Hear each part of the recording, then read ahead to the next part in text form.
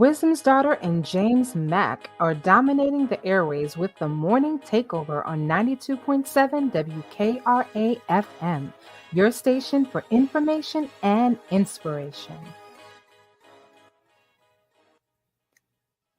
All right, everyone, this is Wisdom's Daughter.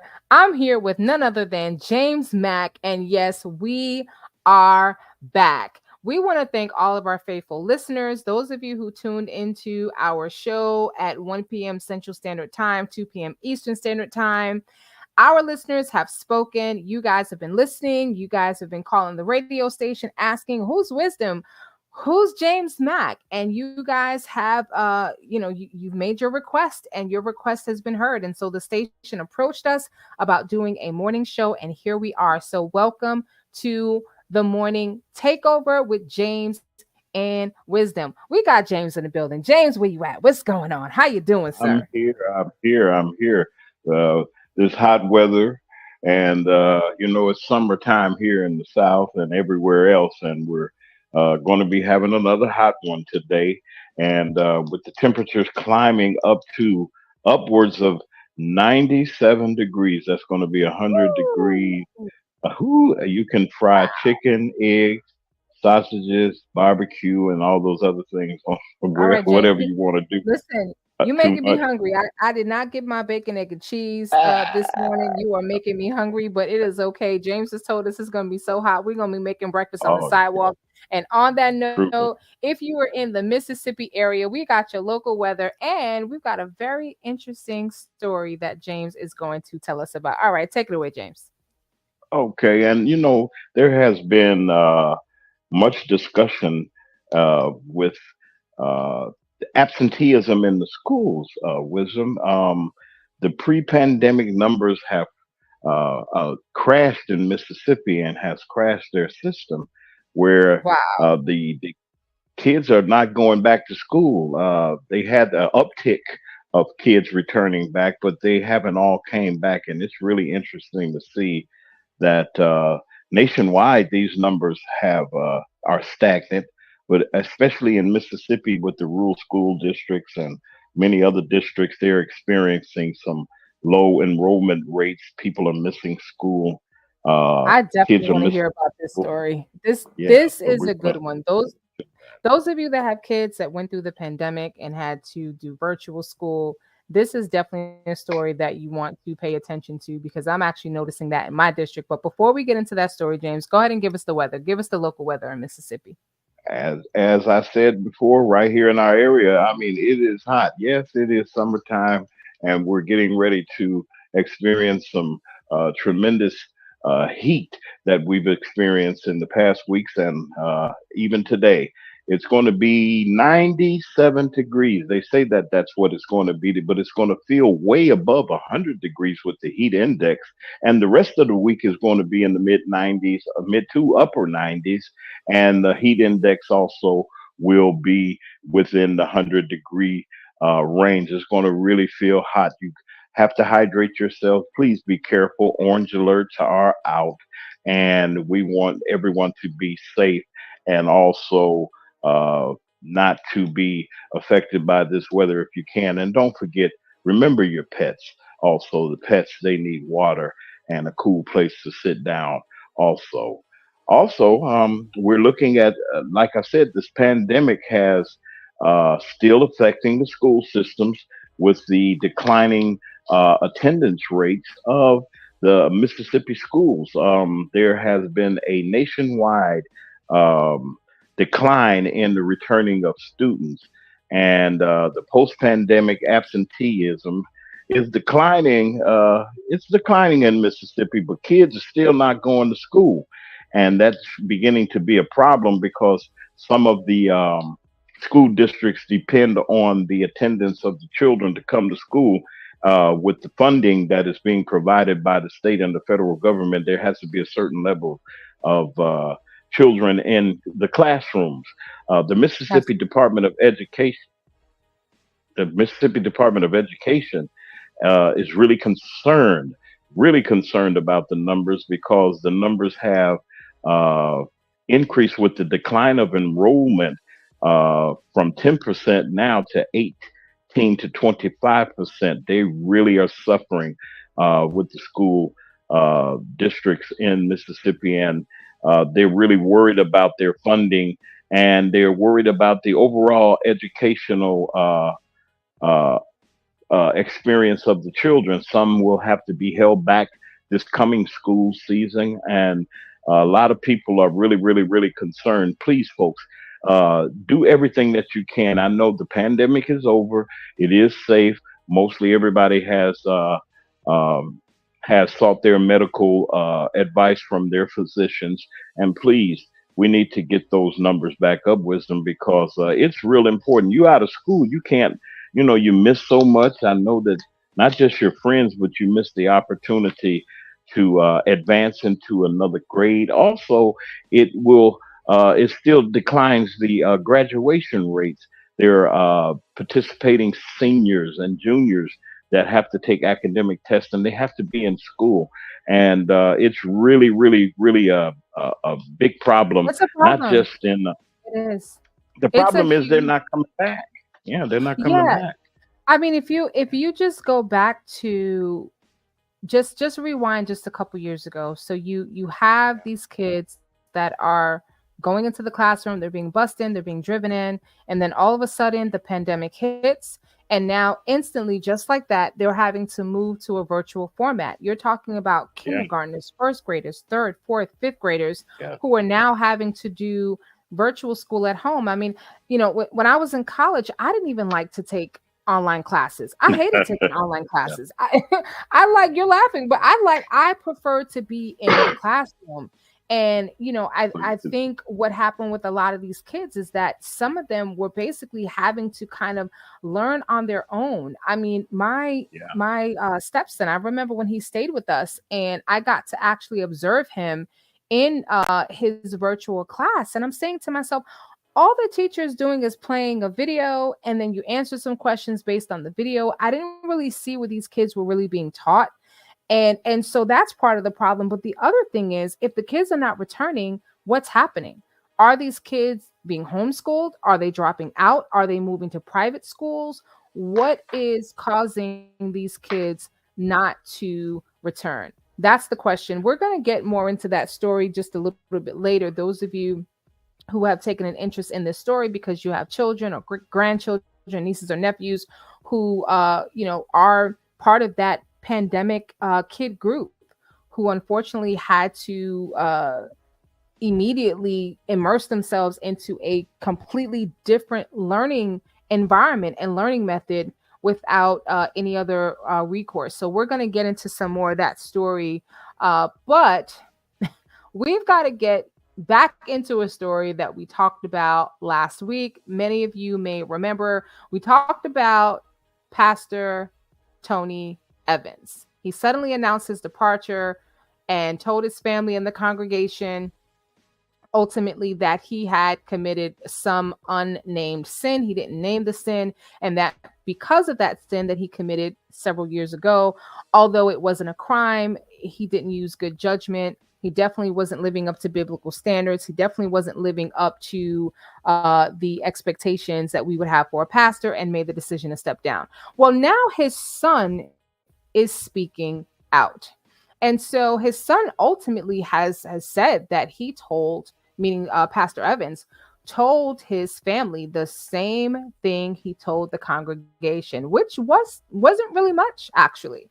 And so again, son of Texas megachurch pastor who abruptly resigned this month due to a quote unquote sin, addressed his father's decision to step down, emphasizing that his family knew no more, no less about his father's actions than the congregation. James, can you imagine? Can you imagine sitting in the church with your family, with your mother, with your children, and then your father, who's the pastor, suddenly announces that he's stepping down because of due to sin, that he has Wow. a transgression from a few years ago. And even though it's not a crime, he's stepping down. I harped on it last week. I still can't get over that. I don't understand why he had to throw that in there.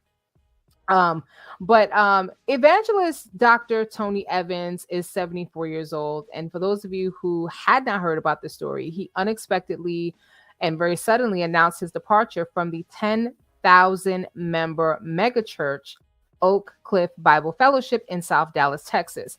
This church is a church that he founded 48 years ago, and he basically stated that he committed a sin which is unidentified a number of years ago. And honestly, when I heard that his son was speaking out, I thought we were going to get more details. I thought we were going to find out what this quote unquote sin was. Was it adultery? Did he have a love child? Did he engage in some other type of extra marital affair? Was he crossing over to the other side and experimenting, with the LGBT community? Like, what was the sin, right? We don't know because he still Yeah. hasn't said much. Now, his son, who's also a reverend, Jonathan Evans, 42, he delivered a sermon on Father's Day telling the congregation that he had no knowledge of his father's transgression. So 3 days, this is what he says. 3 days before my dad called the family, I was doing Bible study in Psalms 46. This is what he said, according to EEW magazine. And I have a sound bite. I believe I can pull that up. I believe I've got it. And if I don't have it, then I'll try to find it. But wanted to hear from this young man himself, because again, I found this really, really interesting. And so ultimately, who thought that you were going to get the scoop, if you thought you were going to find out finally what it was, sorry to disappoint you. Pastor or Reverend Evans, his son, says, little did I know that 3 days later, meaning 3 days after he would preach this sermon, that his dad would call and tell us the same thing he told you. No more, no less. The former Dallas Cowboys fullback turned associate pastor. See, I didn't know that. Did you know that Dr. Evans' son used to play for the Dallas Cowboys and he was a fullback? I didn't know he Well, was in the I NFL. knew that I knew that Tony Evans was the spiritual advisor or like chaplain of the team. I didn't know his son played. I didn't know that. That's interesting. I, I had no Mm. idea. I had no idea. That's really interesting. So the former fullback for the Dallas Cowboys, who is now an associate pastor, he basically said, "Yeah, fought 3 days. We had Father's Day, and then 3 days later, he calls us, and he tells us the same thing.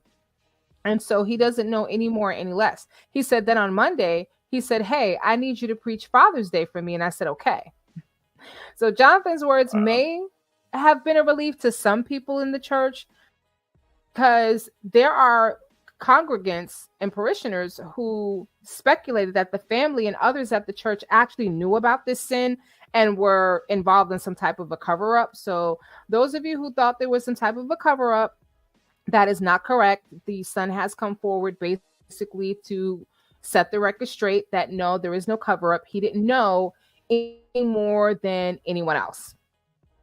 Now, he also spoke about the scandal during his sermon, and he mentioned Second Corinthians, where it is written, "I will rather boast about my weakness, so that the power of Christ may dwell on me." Well, I got something to say, right, James?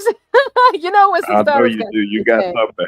Do you So know what I'm yeah. gonna say? I'm gonna say, it's really interesting that the son pulled of all the scriptures the son could have pulled, right? He could have pulled, "Let he who is without sin cast the first stone." He could have pulled a number of scriptures. He pulls Second Corinthians, "I will rather boast about my weakness, so that the power of Christ may dwell on me." But Pastor Evans did not boast about his weakness. All he said was, it's a sin that he committed years ago. And while it's not a crime, he's going to step down. Why didn't he boast about his weakness? Why didn't he come clean about what he did? I mean, one thing I know coming from a healthcare background is that a wound has to be exposed in order for it to heal. If you keep it covered, it will fester. It won't heal. And so that was some of what I talked about last week. And I know there were many people who had a lot to say about this. Oh, he doesn't have to say what it was. That's between him and his family. Just the fact that he came forward and said that he did something, and we talked about it at great length. Pastor Evans uh, is stepping down now, but he's been pastoring all this time since that transgression, right? We asked that question, why didn't he step down then? And you and I kind of came to the conclusion that he probably got found out. He probably got caught. He may have gotten exposed. Someone may have found out what he did, or someone may have threatened to tell what he did unless he stepped down. That's the other thing that I thought Well, about. Because again, well, what do you yeah. think? Don't you find it Well, odd that he won't speak on what the sin was? What did he do that was so bad that he had to step down? What was it? Do you think that's odd? that, yeah, that's the $1 million question. I mean, even though yes, he did come forward and he did step down, it's the not knowing part that's really kind of gagging people because people are still asking questions. What in the world would have made you step down, go before the elders, and y'all hashed it out and said, okay, well, I'll step down? It still hasn't been revealed, and I don't think it's fair to the congregation that has supported you all of these years and backed you and bought your books, or the listeners and the people that he goes to visit these various places to speak. He's one of the most prolific speakers and prolific teachers in the church. And this man, all of a sudden, you just step down. Oh, I want you to do this for me on. You preach on Father's Day. All right, I go along with that. You never know. Maybe you want to take a break. Then you turn around in the afternoon service and tell everybody you're going to step down. It's the not knowing. It always goes back to that question, the not knowing. Tell it. If you could have kept quiet, If you're gonna retired, tell it all. yeah, you might as well If you're tell it gonna all. But tell it, if you're gonna tell it all. Then the healing can yeah, really begin because I think he's hiding behind his secret. It's still a secret because we don't know what it yeah. is. So those of you who Oh, are tuning in on YouTube, here is a picture of Tony Evans' son. This is Jonathan. This is Reverend Jonathan Evans. Now, he he looks says like in a his linebacker. sermon, yeah, he does. He says in his sermon, you have to be willing to boast about your weakness. That's why my father is still teaching me, who can get up and say, hey, I'm going to take some time for spiritual restoration and be restored because I fell short. That's a hard thing to do because people don't like talking about weaknesses. They only like talking about strengths, and then the audience applauds. But again, did he really talk about his weakness? Did he really boast about his weakness as his son has preached his sermon and said that he should? And I'm not so sure that he did. He just stood up and said, hey, I made a mistake. I did something. And I'm going to step down.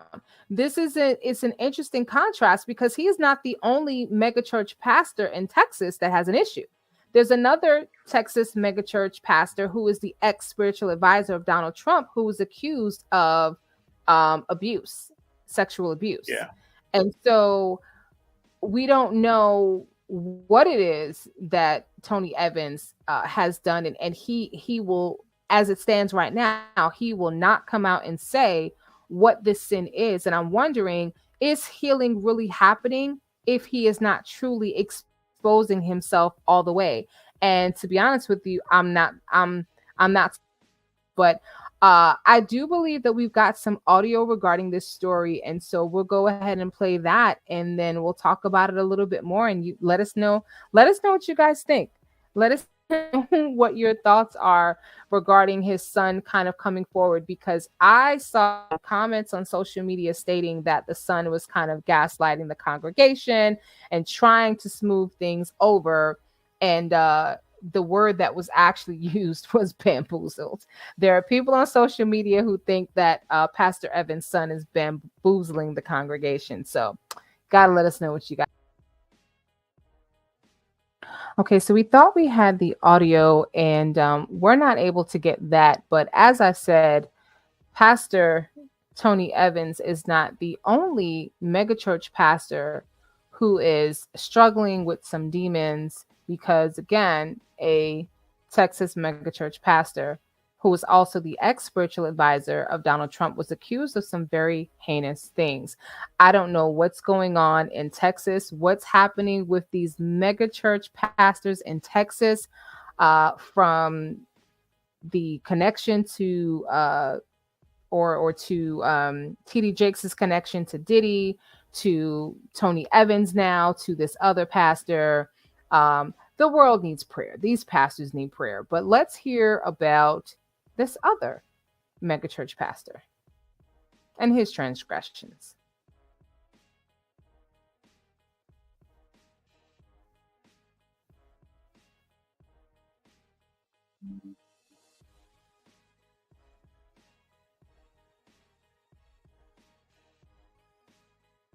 And so, in an emotional interview with WFAA, Cindy Clementshire recounts being essayed by Gateway Church founder and one time spiritual advisor to Donald Trump, Robert Morris.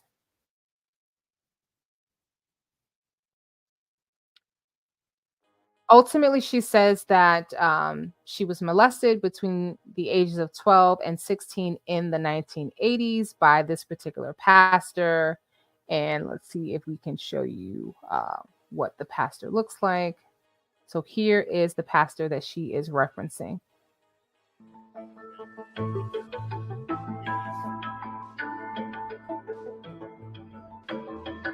So after the accusations came to light, the megachurch pastor said his encounters with the women involved kissing and petting and not he's basically saying that he did not go all the way. However, it is wrong. And so he is seemingly trying to downplay exactly what he did. Not exactly sure not exactly sure why even his wording is seeming to justify the behavior almost, and why he's making light of it. But again, definitely a lot of issues going on with some of these megachurch pastors out in Texas.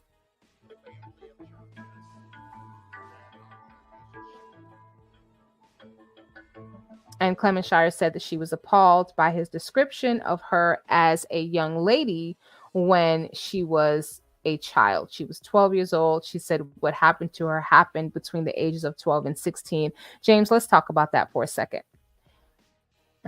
This Well, I mean, this I'm pastor sorry. this pastor has described he actually said women, the encounters with the women, and he calls Clementshire a young lady. She was 12. How do you call a 12-year-old a young lady? What are your thoughts? Let's get a man's perspective. What are your thoughts?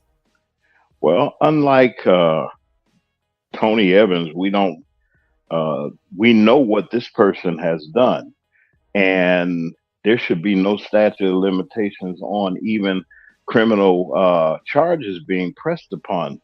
And it just seems like this person says, "Well, hey, I can just do what I want to do, and I'm sorry." And I think he stepped down. Actually, he did step down because people were just enraged on the things that this pastor is doing. Leadership is so important, but proper leadership is important also. Like I said, we all have some things in our lives that we do, and I'm not expecting anybody to be perfect. But my God, when you do violations towards anyone and essaying anyone, and especially this woman at the age that she was, it was. I mean, can you imagine? Not just because of who she was or whatever the case may be, but that's anybody. And I think that they should do something, that there should be some criminal charges. Is that the only person that was essayed or that was in any way violated?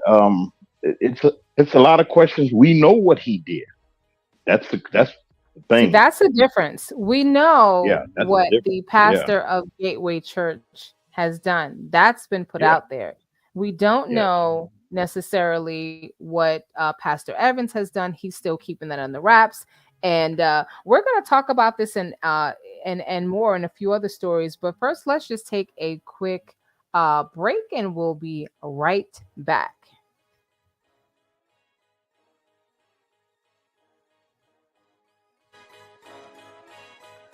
You're listening to The Morning Takeover with Wisdom's Daughter and James Mack on 92.7 WKRA FM, your station for information and inspiration. Are you interested in advertising your business on the radio? Send an email to morningtakeoverjw@gmail.com for more information. All right, and we are back. And so we have been talking about megachurch pastors. We talked about Tony Evans. His son has come forward and has basically told the congregation, hey guys, listen, I didn't know any more than you did. I didn't know any more, any less than you did. I found out when you found out. And we're also talking about the fact that Dr. Evans has not disclosed what the sin was that he committed. He only said that it was not a crime. And so, unlike this pastor at Gateway Church, who has clearly committed a crime, essay is a crime.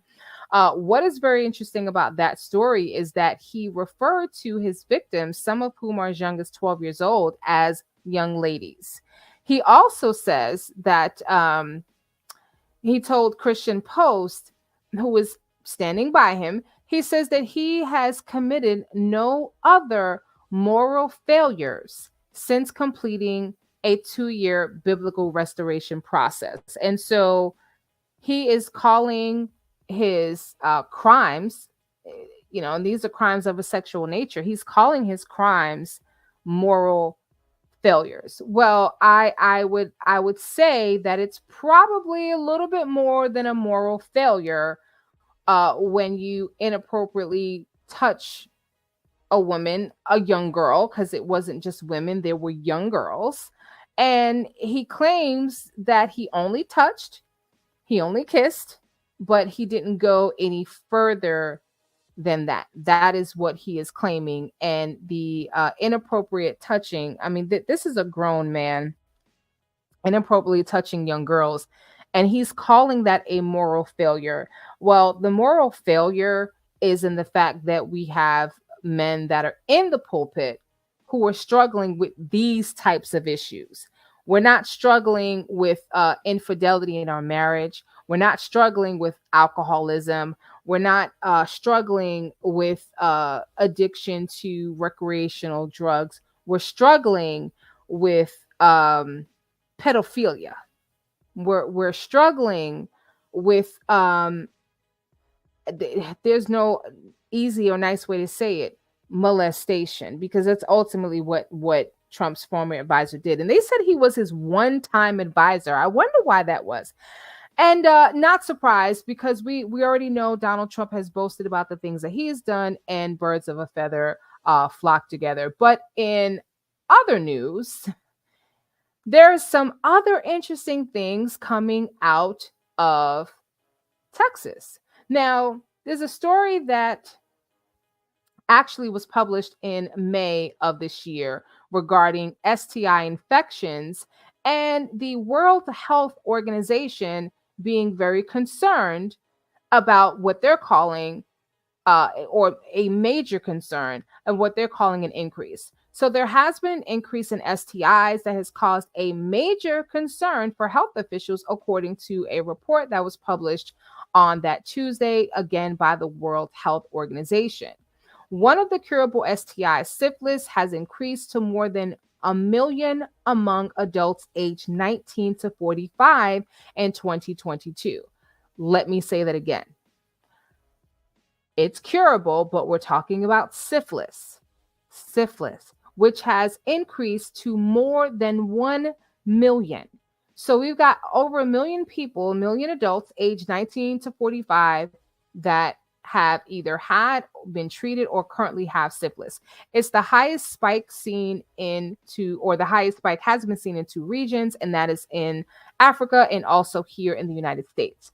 And so the WHO Director General Tedros Adhanom has said, while the development has raised concerns, health officials do have the tools to address it.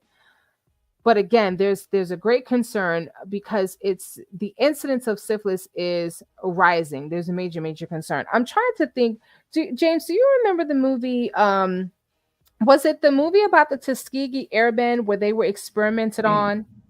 Okay, Yes, and they were intentionally infected with syphilis.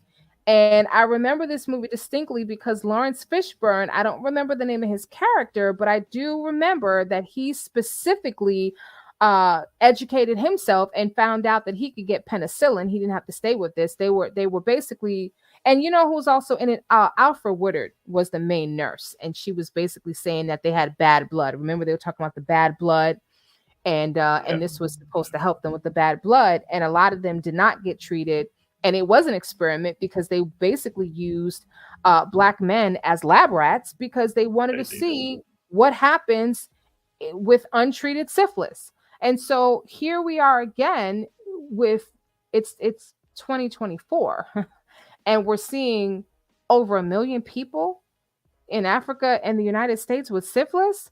Not sure what's going on. It says the four curable STIs, syphilis, gonorrhea, chlamydia, and trichomoniasis, are responsible for more than a million infections daily, according to this report. Now, many of you may be wondering, why are we talking about this early in the morning? Because this data is related to a story that has now gone viral on social media about some interesting STI numbers coming out of Houston, Texas. I'll get back to that in just a second. And so, again, these four STIs are responsible for more than a million infections daily, according to the report. And there were around 230,000 syphilis related deaths in 2022. Now, in the same year, there were over a million new hepatitis B cases and nearly a million new hepatitis C cases. Now, let's talk about HIV infections, which have dropped from 1.5 million in 2020 to 1.3 million in 2022, according to the report. 5 population groups: sex workers, transgender people, people who inject drugs, men that are that have relations with other men, and people in prison still have the highest HIV rates. So again, why am I talking about this now? Because a social media post has gone absolutely viral. I'm going to give you that story in just a second because they're saying now that the information that was put out there was put out by someone who violated the policies. This is the Houston Health Department. They're stating that a policy was violated. They are apologizing because, of course, people are concerned by these numbers. However, it doesn't seem like a hoax, and it doesn't seem like these numbers are inaccurate because of what I just read to you. So it's very interesting that this story comes out. And so ultimately what happened is the Houston Health Department is launching an investigation because a social media post that they're saying falsely claimed that more than 46,000 Houstonians recently tested positive for STIs. And it literally only took 24 hours for this social media post to go viral, with over a million views on Twitter, which is currently called, or formerly called Twitter, but now called X. Really, really interesting. So let's get into this story. And I'm giggling, and it's not necessarily a laughing matter, but I just find it funny that they're claiming that this was a hoax when clearly the World Health Organization is concerned about high numbers. So let's go. Let's take a listen.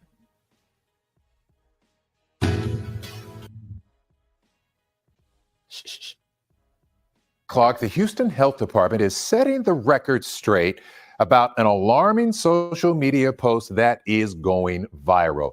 It claims to show more than 46,000 people tested positive for various STDs in Houston just last week. Stephen Goen is getting some answers about what those numbers really mean. Stephen.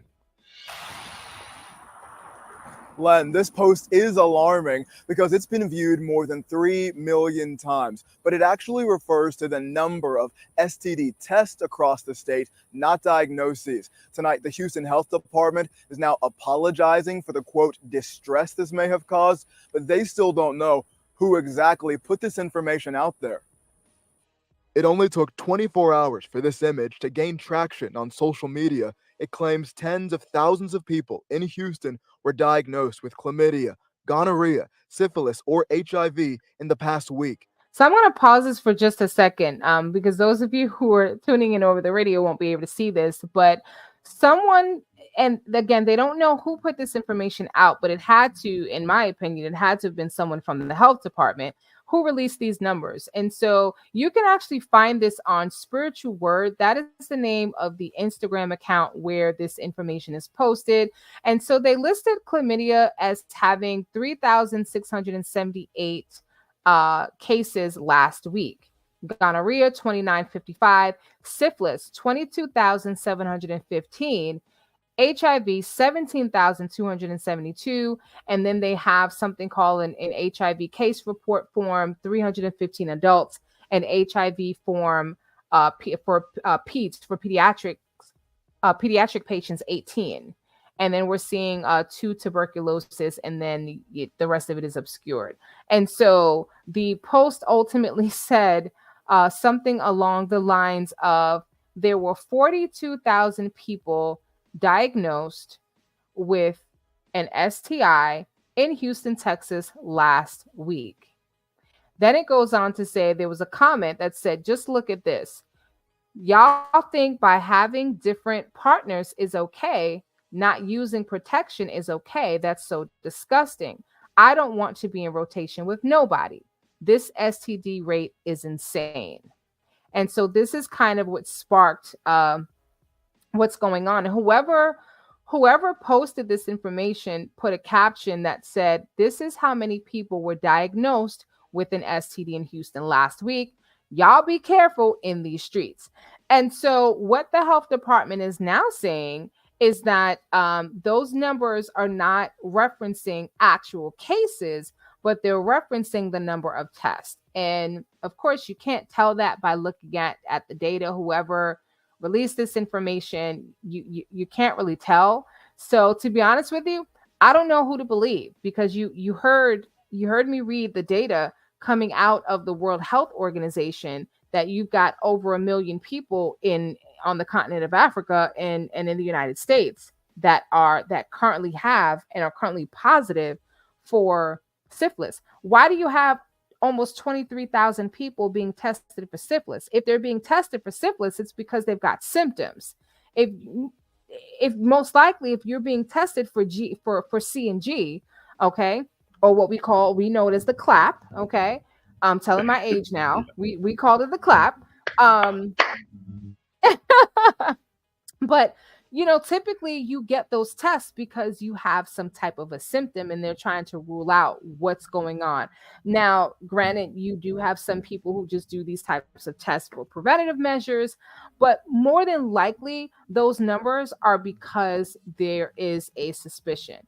Almost over 17,000 HIV tests just last week in Houston. Now, if this is for preventative measures, then kudos to Houston. That's great. James, give us that clap again. Give us that clap. What was that clap again? Give us that clap again. Exactly, right? We got to get a sound machine. But anyway, but if it's because there are people being tested because they suspect that they may have something and they're trying to rule it out, then yeah, Houston, we have a big problem. We have a huge, I almost forgot I'm on the radio. We have a huge, big, very big, okay, big problem. Yeah, so I just to let you guys know, if you're traveling to Houston, Texas, as they said, you may want to wrap it up. You may want to be careful, because although the health department is apologizing for the concern and apologizing for the misinformation, they could also be trying to keep that information under wraps. And whoever did release this information, if they do get caught, they're going to be in a lot of trouble. They're going to be in a lot of trouble because that's a HIPAA violation. Technically, it's a HIPAA violation. Is it? So, yeah, I mean, you could consider it a HIPAA violation, although it's not releasing any patient information. There's no date of birth, there's no name, there's no age. But the Houston Department of Health did state that whoever released this information did violate their policy. And so, even if it doesn't technically fall under HIPAA, as I said, it is a kind releasing this kind of information can be considered a HIPAA like violation. Let's see. So the CEO of Allies and Hope said he's aware of the misinformation gaining traction online. His organization works to end the spread of HIV. He says, I knew immediately that a lot of people would read it incorrectly and not understand it. While I was shocked that people would believe that data, I'm glad there's now an opportunity to address this. And so ultimately, they're stating that that data is not referencing actual cases, but testing. However, what they have not said is what percentage of those tests actually typically leads to a positive or abnormal result. That's what they're not saying. So for me, it's still concerning. I don't know if you travel to Houston, James. I don't know what your travel is like, so it may not be concerning for Hmm. you, but I certainly I used to know live in Houston. you I used to did. live in Houston. Yeah, I used to live in beautiful I, place. I've only been once. I was a teenager, and the hotel that we stayed in was full of sick people. I was there for a Shriners convention, and with the Masons, and yeah, every floor, the elevator, the lobby, the hallways, there were sick people everywhere. People on crutches, people with bandages and everything, eye patches, everything. And that was my first experience with Houston. And I said, this is a city of sick people. I will never, ever come back here. But apparently, I've been missing out, not obviously with these STI numbers, but I've been told that great food, great atmosphere. And so I will definitely go back and check out Houston. But I will probably, I won't be having too much fun. I'll just say that. I'm And sure you so, won't. yeah. So just to, again, those of you who heard about this, who've seen it gone viral, we're about information and inspiration. We just want to provide you with information, and they're basically saying that this data has been misinterpreted, and so yeah. So we'll find out more about that. But again, you can't. You still can't turn a blind eye to the data coming out of the World Health Organization. There is a concern. Syphilis rates are on the rise, and obviously, Texas is having some type of an issue because of the sheer number of people that were tested for syphilis. Again, almost 23,000 people. James, I got a question for you. Okay. Have you ever won the lottery? The Have you ever closest won? I got to winning the lottery was I won $100 off a scratch off, but none of my numbers ever came in. And then, you know, I did a pick three once, and two of my numbers came out. I think I got $50 or something. Okay, well you have won more than I have ever won. So imagine that you have just won. So imagine this. Let's start from the beginning. Imagine that you are you're a hardworking man. You don't make very much. You're making minimum wage. You only have 78 cents in your bank account. 78 cents. And you have $1 that you spend on a scratch off, and you win $149 million. Well, Yay, right? time to quit Now, work. time to quit work. Well, for one man, his wife decided that it was time to quit the marriage. So a lottery winner's wife filed for divorce just 10 days after his win and got half of his fortune. Life has been a roller coaster for a penniless parking attendant who went from having just 78 cents in his bank account to winning $149 million before his wife told him that she was divorcing him just days later. Juan Rodriguez had just 78 cents in his savings account, and he owed $44,000 to his creditors when he purchased a lottery ticket at a store near the Midtown Manhattan parking garage where he worked as an attendant. Now, those of you who are listening potentially from New York know that New York is hardly ever win the lottery. And having been and lived many years, most of my life in New York, I'm probably well aware of that store near the Midtown Manhattan parking garage. So 49-year-old Queens, New York resident spent $1 on a Mega Millions ticket on a break in the middle of a double shift at his $28,000 a year job. So remember, he owed $44,000 to his creditors. He only made $28,000 a year. He made the purchase about 1 month after filing for bankruptcy because he owed thousands on credit cards to the IRS. Sorry, he owed thousands on his credit cards and he owed money to the IRS.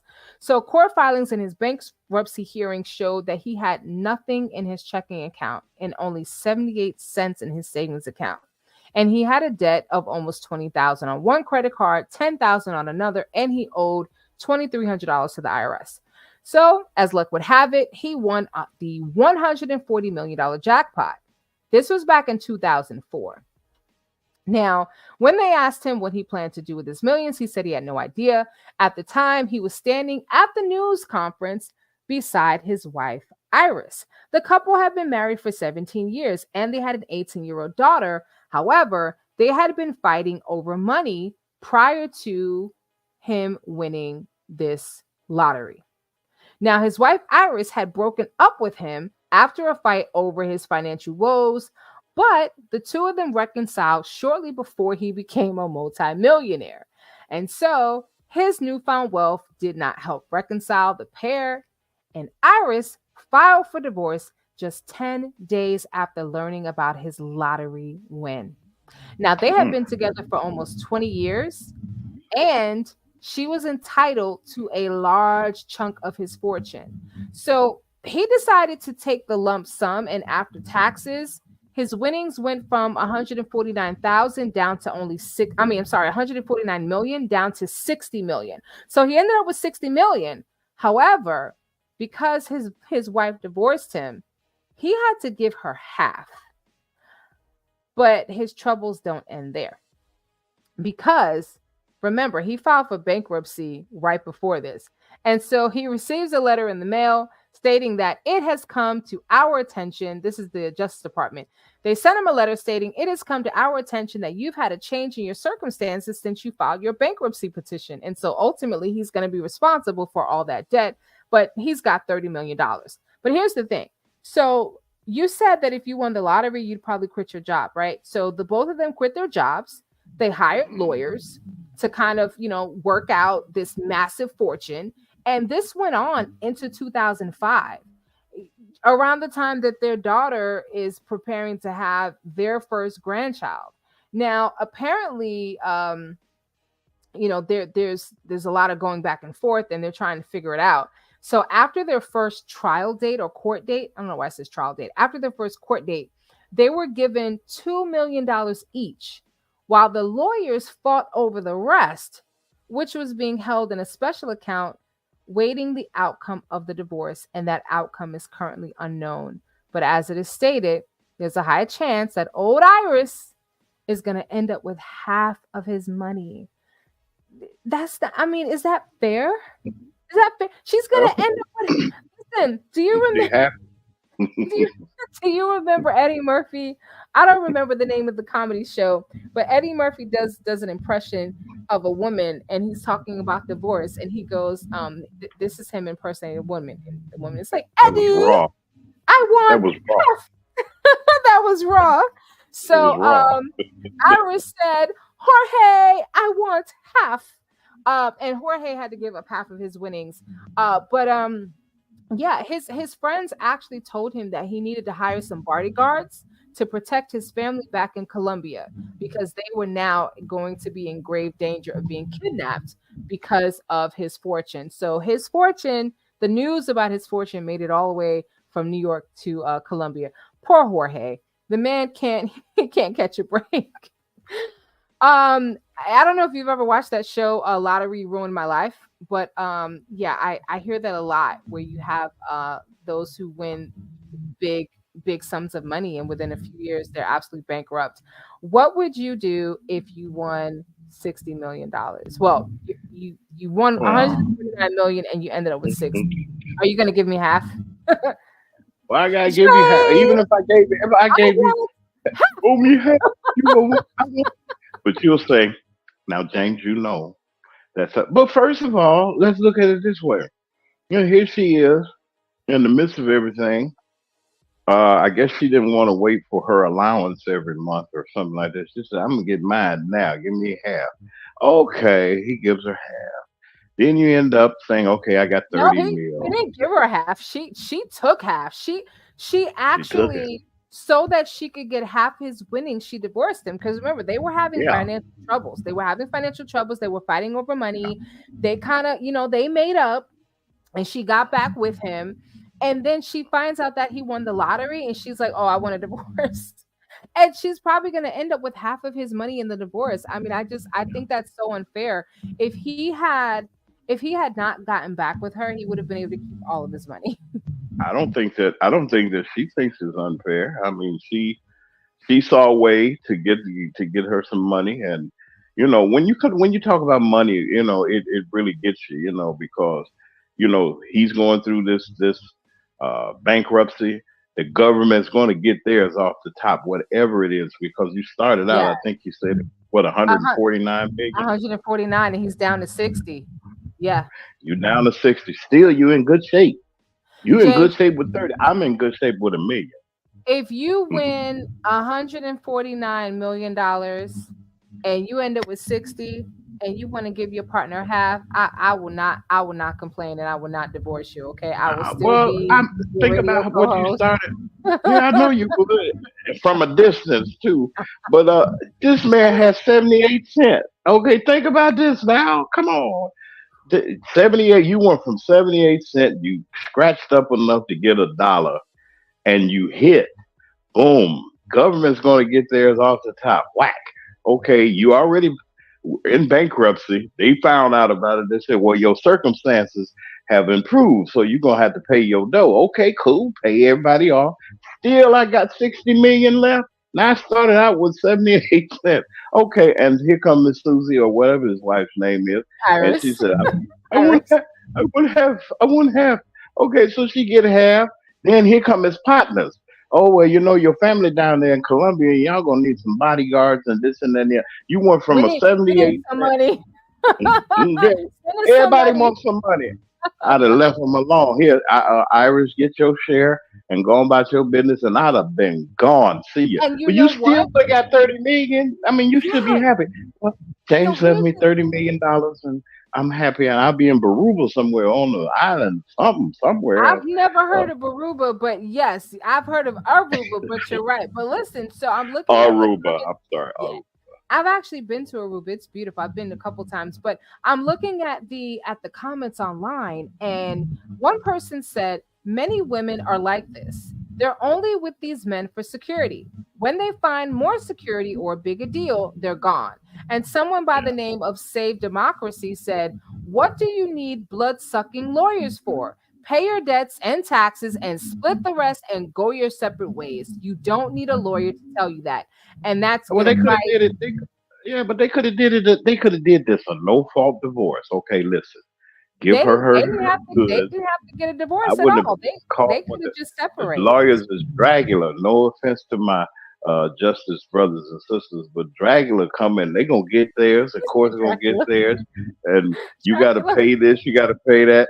And by the time the poor brother even get to the airport, he got his last $2. He ain't gonna lose. Maybe he does. I don't know. Hell, I mean, my thing is, you know, there's greed, and then thank God he came out and nothing happened to him or nothing, because them boys from Colombia talking about they gonna get his Aunt Susie and everybody and Uncle Jorge and all them other And folks down there. honestly, I think that might have been a plot by his own family just to extort him for money. Like, hey, listen, I'm you're gonna sorry, need I'm bodyguards, hollering. and by the way, because you know what, I think maybe they were setting him up. Like they were probably gonna wait a few months and then say, hey, grandmama, abuela got kidnapped, and so we need you to send $5 million. No, no speak English, no Right. But speak no listen, offense. that I think that was the best advice. I don't know if it's because of greed that he's going through the lawyers, or maybe he doesn't know any better, but I agree with save democracy. We Well, needed but to save democracy, and he should have just gave her half and just let it go, because they're going to lose probably another 30% of that money to the lawyers. I'm pretty sure. And the well, lawyers are strategically dragging this out. I think the lawyers are dragging it out. wow, I you think they're came. I mean, it's going to be a battle because you think about it. It's not funny, but I'm laughing.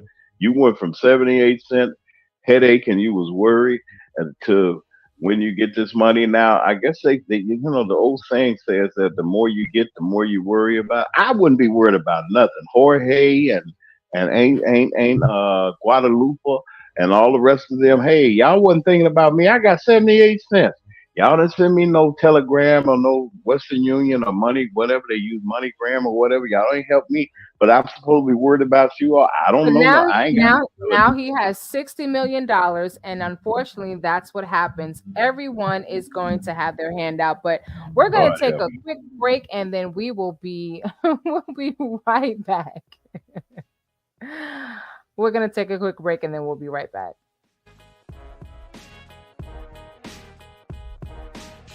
You're listening to The Morning Takeover with Wisdom's Daughter and James Mack on 92.7 WKRA FM, your station for information and inspiration. Would you like to advertise your business on the radio? Send us an email to morningtakeoverjw@gmail.com for more information.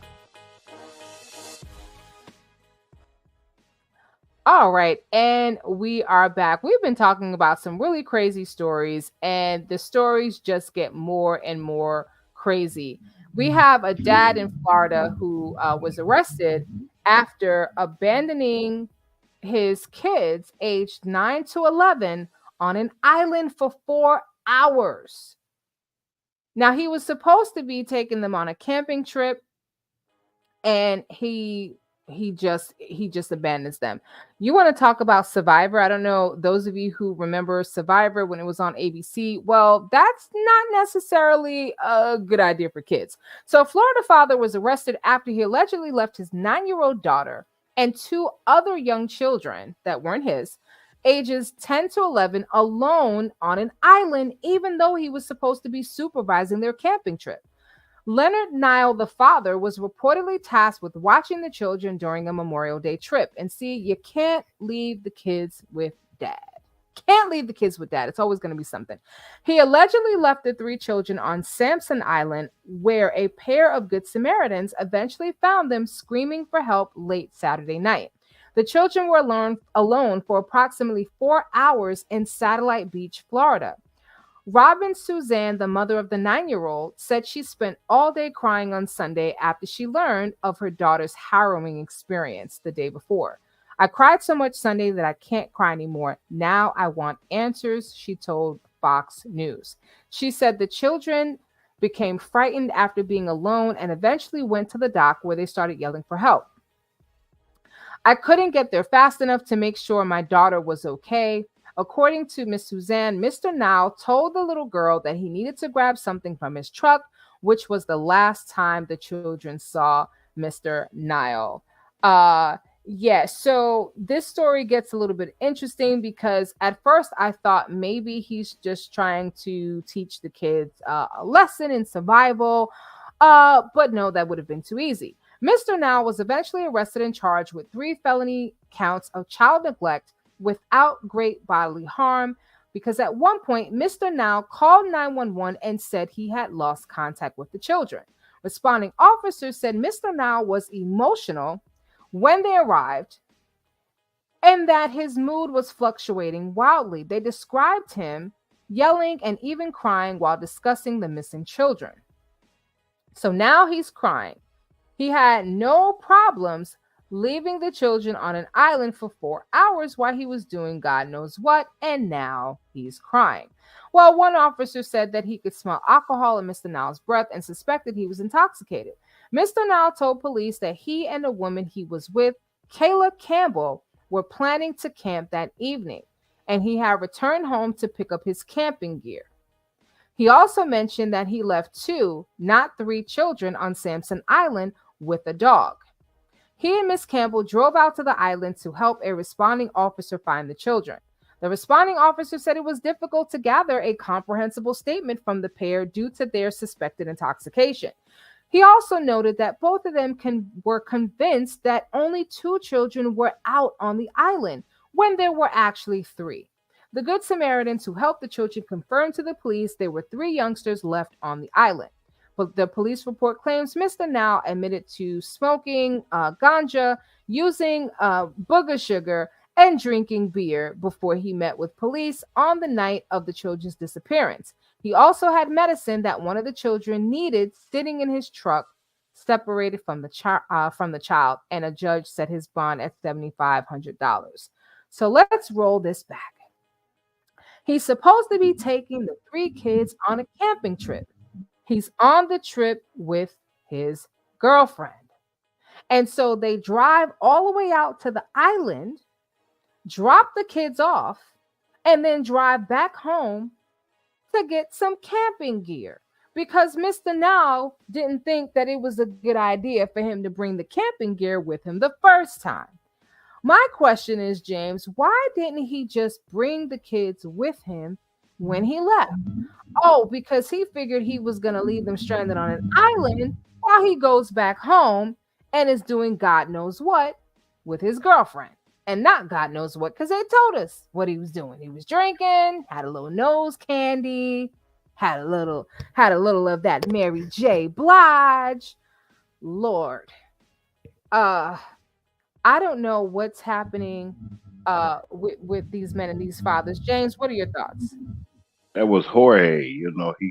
He got him a new boo and went on. He found Aruba. Mr. Nile.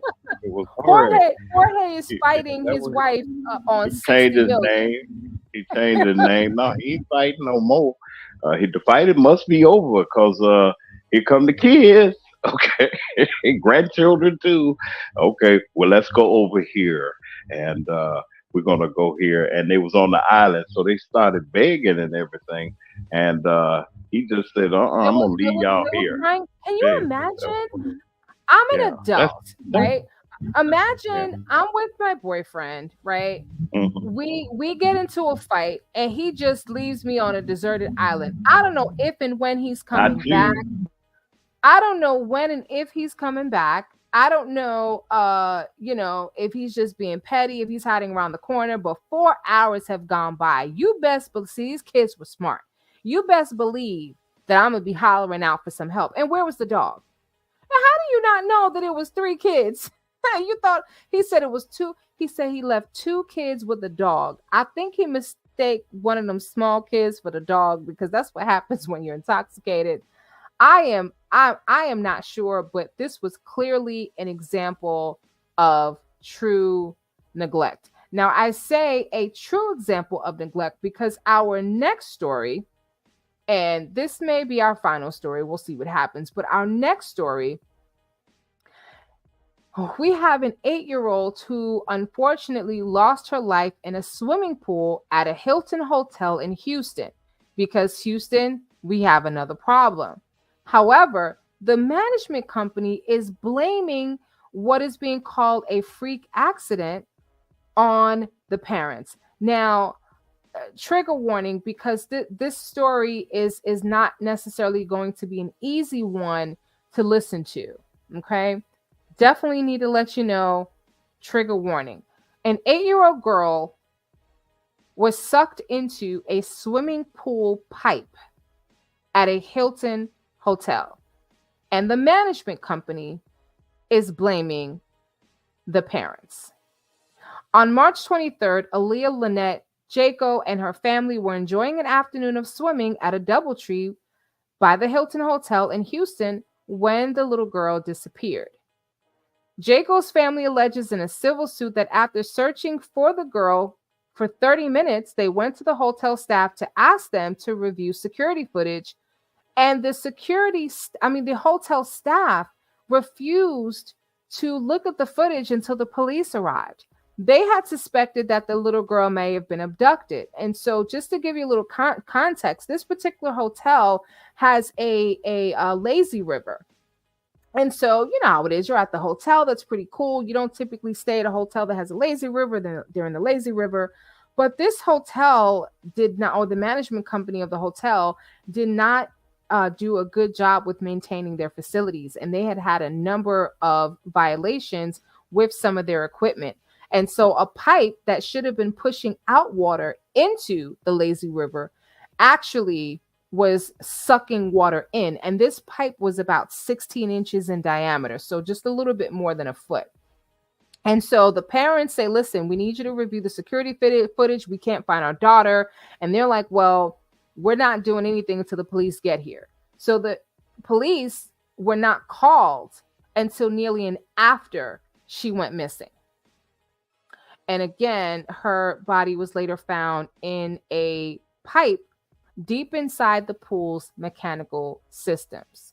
And so what it is believed to have happened is that Jaco may have been trying to save her 5-year-old sister from being sucked into the pipe.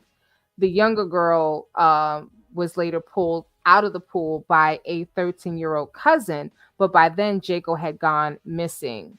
And when they reviewed the footage, they saw the girl in the water, and then she goes under the water and she does not resurface. And so ultimately what happened is she again, because this pipe was sucking in water instead of pushing it out, and trying to, and they don't know, they just believe that she may have been trying to save the young girl, but ultimately she got sucked into this pipe, viciously sucked into this pipe. And think about a vacuum cleaner, you know, that has like a hose. You ever put your hand over the hose to check the suction? So there was no chance. The management company was trying to suggest that maybe she swam into the pipe on her own, but again, she's 8 years old. It's only 16 inches in diameter. And so, you know, I don't have to paint a gory picture. She got sucked into the pipe, and they found her 20 feet from the entrance of this pipe, entangled in the motor where she had to be extracted. As a matter of fact, they had to break up the concrete and cut the pipe in order to get her out. And how they found her is they drained the pool. And when they saw that this pipe was there, they attached a camera to about a 20-foot pole. Now, the family is suing this management company and all the companies that operate this hotel, alleging that the little girl's death was the direct result of negligence at the property because they didn't maintain a functioning pool. Now, in documents filed last Wednesday, Northwest Hospitality Services, LLC, alleged that it was Jaco's family who engaged in negligent acts and or omissions that proximately caused the alleged injuries and damages. So the company that is responsible for this hotel is blaming the family. They did not maintain their property, but they're blaming the family. Now, in April, another company that was named in the suit, Unique Crown Hospitality, made similar arguments. And the family has definitely pushed back on suggestions that they are to blame, saying a lot of people are making comments about the mother, that she wasn't there, that she was missing, that she may have been in the hotel room. And they're saying none of that is true. Their attorney, Richard Nava, who's representing them, says that that is simply not true. This is just really, really, really sad. And I think the saddest part of this is that we have, again, examples of companies not willing to take responsibility. Again, little Aaliyah Lynette Jaco was in a lazy river at the Doubletree by Hilton in Houston. This is the Brook Hollow property. And of course, since then, that lazy river has been shut down. I feel they should have shut down the whole hospital. But again, you know, this 8-year-old girl, unfortunately, was sucked into the pipe and lost her life. And the management companies are denying responsibility for this child losing her life. They're blaming the victims. Why do you blame the victim's family for you not being responsible for your equipment. Now, interestingly enough, the Houston Health Department performed an inspection of that pool after Aaliyah's lost her life and identified several violations. Most notably, the inspector found that the pipe in which Aaliyah was pulled from had been malfunctioning by sucking in water when it should have been pushing water out. And so Unique Crown Hospitality, this is the local operator of this DoubleTree by Hilton, has said that the plaintiffs engaged in negligent acts and or omissions that proximately caused the alleged injuries and damages. No, it's not the plaintiffs because they're not responsible for maintaining your equipment. UCH seeks a reduction of any damages that may be awarded against it by the percentage of responsibility found by the jury as to the plaintiffs, settling parties, responsible third parties, and or anyone else. And, you know, this is a tactic, James, I think that a lot of these companies use. We've seen Donald Trump use it. We've seen a number of people, when they're caught red-handed, they lay the blame somewhere else. And apparently denying responsibility is kind of like a standard response in like the early stages of a civil lawsuit, but it can definitely backfire. For example, last month, American Airlines issued an apology after attorneys representing the airline responded to a lawsuit claiming that a 9-year-old girl who was allegedly filmed in the airline's bathroom should have known that she was being spied on. I don't know if you remember this story about the young girl who was using the toilet in the bathroom, and apparently there was a camera that was attached to the toilet bowl or attached to something, and they filmed her. So, well, American Airlines later had to amend that response, saying that the filing was done by outside legal counsel hired by the insurance company. It ain't my fault. Okay. They're over here trying to blame it on the alcohol. Like Mr. What's this guy's name? Mr. Nile over here. Mr. Nile had to blame it on the alcohol as to why he left the kids on the island and forgot that there was 3 and not 2. So anyway, the hearing in this case is scheduled to take place on August 22nd, and a trial is scheduled to begin on August 11th, 2025. So this is really, really serious. And those of you who want to read more about the story, you can find it on Law and Crime. But we have one story where the guy is clearly negligent, and then we have another story where the company is clearly negligent. How can they blame this tragic incident on the family? Can you imagine? This mother has got to be grieving her daughter's death, and now she has to deal with being blamed by the very people who are truly responsible. James, what is going on in this country with this culture of not accepting responsibility? Wow. Well, companies are going to cover themselves, but then this is tragic, and our thoughts and prayers are with that family. Absolutely. You're on commercial property, and for that child to be sucked into a drain pipe or whatever the case may be, why wasn't it covered? One, you got people in there. Two, people have their children and so forth and so on, and even people could get your, if it was a suction hose and it was just recycling the water and pushing it back in. What if someone got their foot stuck down in there and you're down at the deep end or whatever? Yeah, I mean, somebody could lose their life. This is a lazy river. People do fall off the little floaties. They hold on one second. Hold on. Okay.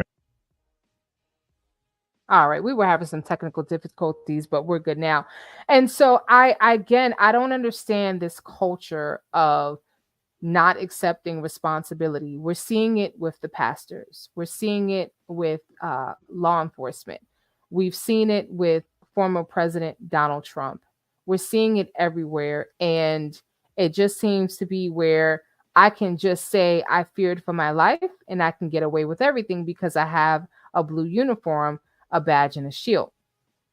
I can say it wasn't me, and I can call everything fake news and get away with what I want.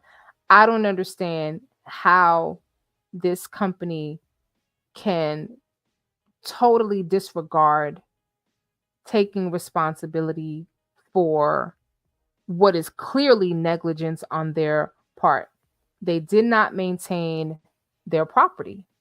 And I believe I read somewhere in this article, I thought I did, that there was some issues prior to this incident with this equipment. But again, the young girl, the little girl, the 8-year-old Aaliyah, she was around 4:50 p.m. She's swimming with her family when she suddenly disappears from the lazy river. Now, the family looked for her for about 30 minutes. Then the mother goes to hotel security and requests to look at the footage, but the staff allegedly refuses to allow her to see the footage without the police present. However, the police were not called until 5:45 p.m. Okay. Now, this little girl never had a chance. She never had a chance because, if she was violently sucked into this pipe, they unless action was taken immediately, nothing she was going to be able to do. And remember, there was a 5-year-old that was also pulled out of the water by a 13-year-old around the same time. And so again, they looked at the camera, they can see where she went under the water and she never came back up. So it took 13 hours for authorities to get into that pipe and recover this little girl's body. 13 hours. And this company should accept responsibility for their negligence. This lazy river was not safe. It's a commercial property. All they had to do was keep up with the normal wear and tear. And had they done that, they would have known that there was a problem with the pool. And that pool would have been shut down. Should have never been open. Should have never been open. But instead, their response is, oh, it's the parents' fault. It's not our fault. We didn't do anything wrong.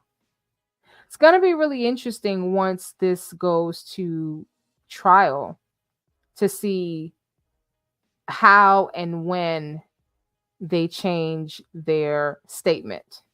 Because as we saw with American Airlines, they had to issue an apology, because initially they tried to say that the 9-year-old girl should have known that she was being filmed in the bathroom. She's 9. Why are you filming people in the bathroom anyway? Why are people? Have you now? I traveled quite a bit. I can't remember off the top of my head ever seeing a sign or anything that says, you're on candid camera, you're being filmed, this bathroom is being monitored, because people do tend to try to want to smoke in the bathroom. But I have a problem with that. James, what are your thoughts before we move on to our final story of the morning? Well, you got to be careful. Parents do have a certain level of responsibility for their children, but also the proprietors of that business also have a duty to make sure that all safety mechanisms are in place and operable and working. And once again, all I could say is I'm just praying for society. I'm praying for Texas. I'm praying for everybody, because it just seems like if it isn't negligence, it's a malpractice of services from professionals, if you Mm-hmm. ministers and so forth and so on. So we really have to be conscious of the fact that just like they say, fire is dangerous, water is dangerous too. So we have to be able to take that responsibility that we do, and also as business owners and people that are in the service industries or any industry that serves people, should make sure that, one, their clients are safe, and two, we must take responsibility for our surroundings and for that young child to have to even go through that somebody had to be around. Yeah. Somebody should have been around. So I mean, it sounds like the family was around. They just had a lot going on.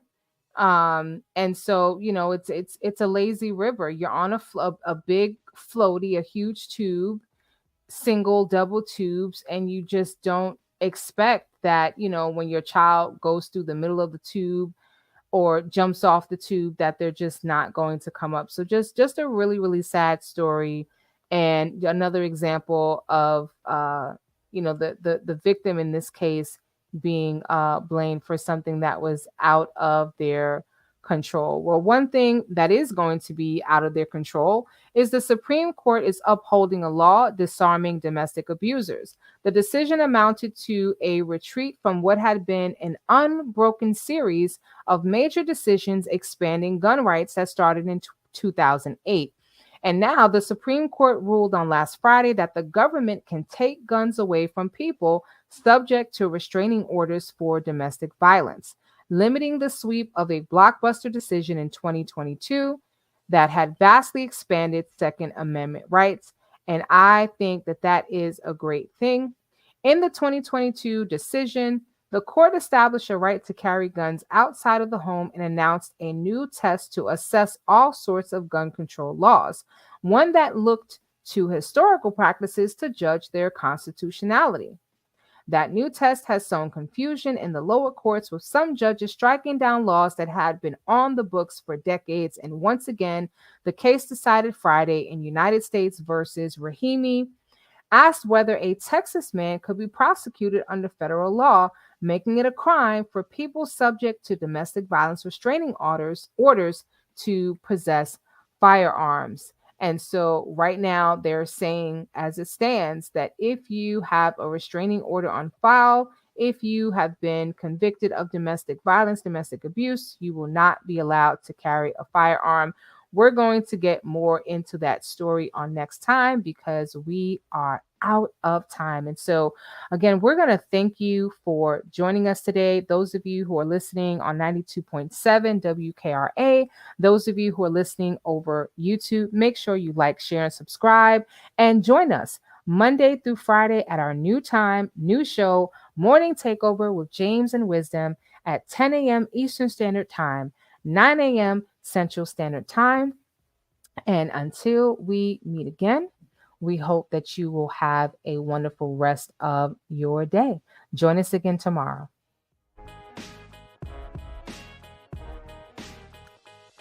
You're listening to The Morning Takeover with Wisdom's Daughter and James Mack on 92.7 WKRA FM, your station for information and inspiration.